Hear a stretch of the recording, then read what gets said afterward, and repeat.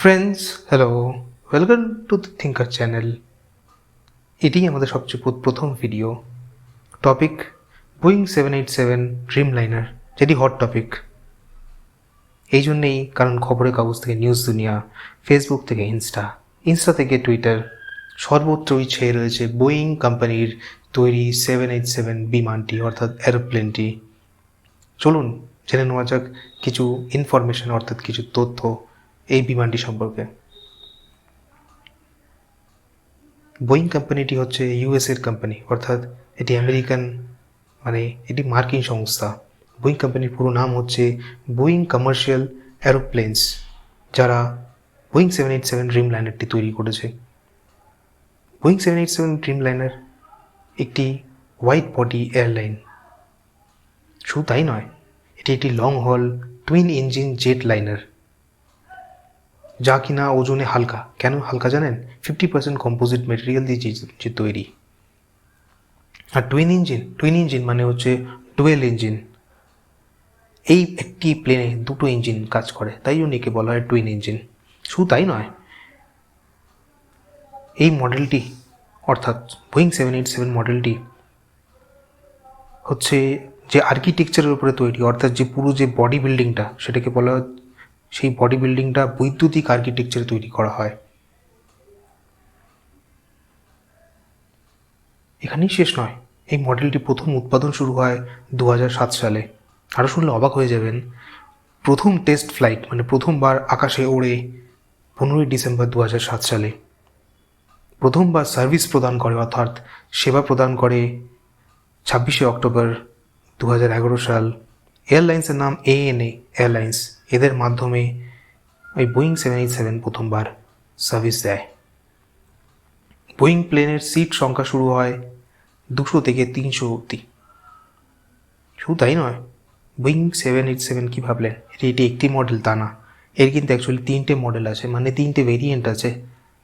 প্রথম মডেলটার নাম হচ্ছে 787-8, দ্বিতীয়টির নাম হচ্ছে 787-9 এবং তৃতীয়টি হচ্ছে 787-10। 787-8-এর যে সিট সংখ্যা আসন যে সংখ্যা 248টি, 787-9-এর আসন সংখ্যা হচ্ছে 296টি, 787-10-এর আসন সংখ্যা হচ্ছে 310টি। শুধু তাই নয়, এই 3টে ভেরিয়েন্ট ছিল, কি মনে করলেন না? আরও একটি ভেরিয়েন্ট ছিল 787-3, তবে সেটি 2011 সাল অবধি।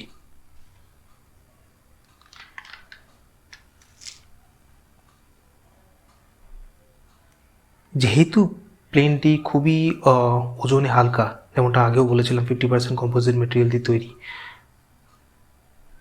এরই পুরো সুযোগ তুলে প্লেনটি 20% 20% কম জ্বালানি খরচ করে।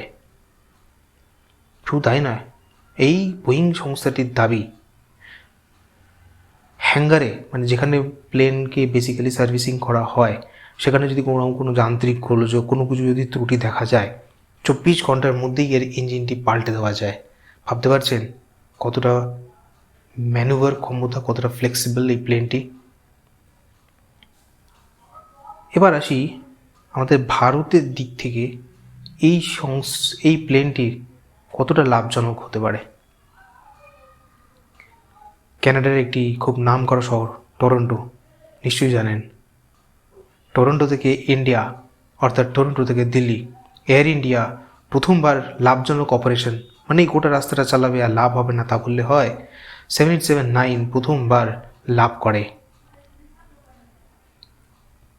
তাই নয়, 2017 শেষে, ভাবতে পারছেন 17 শেষ অবধি 39টি এয়ারলাইন্স 983টি রুটে এই প্লেন চালিয়েছিল। ভাবতে পারছেন, পুরো ওয়ার্ল্ড ওয়াইড ছড়িয়ে আছে এদের নেটওয়ার্ক। আসলে দুটোই তো সবথেকে বড় অ্যারোপ্লেন সংস্থা অর্থাৎ বিমান সংস্থা। বোয়িং হচ্ছে আমেরিকার, আর একটি হচ্ছে এয়ারবাস, যেটি হচ্ছে ফ্রান্সের। আরও একটি ইনফরমেশন দিই আপনাদের তাহলে। এই যে প্লেন 787 এখনও অবধি একটা বিরাট একটা রাস্তায় ওড়ে, একটা ডিস্টেন্সে ওড়ে, অর্থাৎ সেই ডিস্টেন্সটা শুনবেন কত? 14,499 জায়গা। কোয়ান্টাস পার্ক থেকে শুরু করে লন্ডনের হিথ্রো। ভাবতে পারছেন একটি ফ্লাইট 14,499 ডিস্টেন্স অতিক্রম করে। শুধু তাই নয়, কোভিডের সময় এটি আরও বড় রাস্তা অতিক্রম করেছে, 15,715 কিলোমিটার, পাপে থেকে প্যারিস পর্যন্ত, তাও আবার নন স্টপ। অসাধারণ এই প্লেনের ক্ষমতা। একটি বিরাট বড় একটি অ্যামাউন্টের কথা বলি, যেটা শুনলে আরও অবাক হয়ে যাবেন। বোয়িং কোম্পানি, এই 787 এটা একটা প্রজেক্ট, তাই না? এই প্রজেক্টের জন্য এখনও অবধি খরচ করেছে $32 বিলিয়ন, অর্থাৎ $32 বিলিয়ন এখনও অবধি খরচ করেছে। আপনারা শুনলে আরও অবাক হবেন, জুন 2025 পর্যন্ত বোয়িং কতগুলো অর্ডার পেয়েছে শুনবেন? 2137টি অর্ডার পেয়েছে, আর এখন অবধি ডেলিভারি করতে পেরেছে 1149টি। রেকর্ড আমরা তো মনে ভাবতেই পারি না। তাহলে আজকের ভিডিওটা এখানেই শেষ করা যাক। এটি ছিল আজকের বোয়িং সম্পর্কিত কিছু তথ্য, কিছু ইনফরমেশন। চেষ্টা করি যতটা ইনফরমেশন আপনাদের সামনে উপস্থাপন করা যায়। কেমন ভিডিওটা লাগলো প্লিজ কমেন্ট বক্সে জানাবেন, লাইক করবেন, শেয়ার করবেন, সাবস্ক্রাইব করবেন, আর আপনাদের মূল্যবান কমেন্টে নিশ্চয়ই জানাবেন।